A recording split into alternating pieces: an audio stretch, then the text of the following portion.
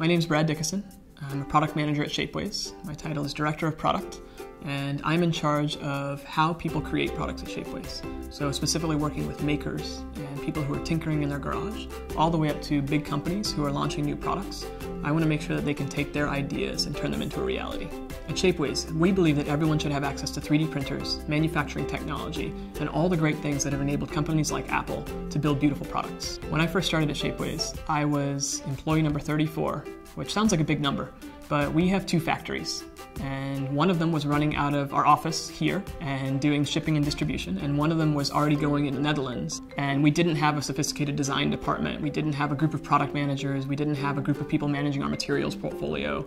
So you just kind of have to pick up everything that's flying around. I was juggling basically everything at once, and luckily over time I've been able to hire a team around me as we've grown. And so now we have a team of 7 product managers, we have 5 designers, and we're able to be much more sophisticated about how we launch, how we decide what we do, and what's going out the door. So when I first started, I interacted with a lot of community members, and I used to go to all the meetups that we would have here in New York City. I would talk to people online in the forums. You know, the community is the lifeblood of what we do. If we don't have people that love us, that are excited about using it, and if we're not changing people's lives on a daily basis, then what's the point of our company existing?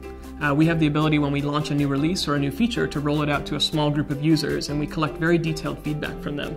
So I use that as my opportunity to say, here's what I think your problem is. Here's one solution we have to solve it, what do you think? It's trying to really understand the needs of people and what their pain points are, and sometimes we're way off, and we spend some time iterating on a feature while it's internal before we release it to the rest of the world. Most of the things that happen at Shapeways actually happen because someone on the factory floor had an idea, or one of our users emailed in an idea. We don't do what a lot of companies do, which is the CEO comes out and says, guys, this is what you should work on next, and then hands down a list to his middle managers, who then hand down a list of marching orders. When you get so many people involved in a company, and we're over 100 people right now, you really have to take the time to make sure that what you're building makes sense with the overall vision. One of my challenges has been to retain that culture, because it's really exciting and empowering when it works. So we spend a lot of time, especially on the product team, thinking about how can we empower people inside our company and outside our company and make their ideas come to life.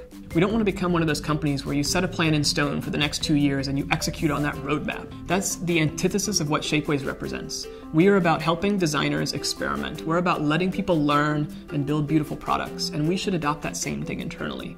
And I think that if we can continue on that path and we can feel like a small company inside, and we can experiment and iterate and learn in the same way that we're empowering our designers to, I think we'll be successful.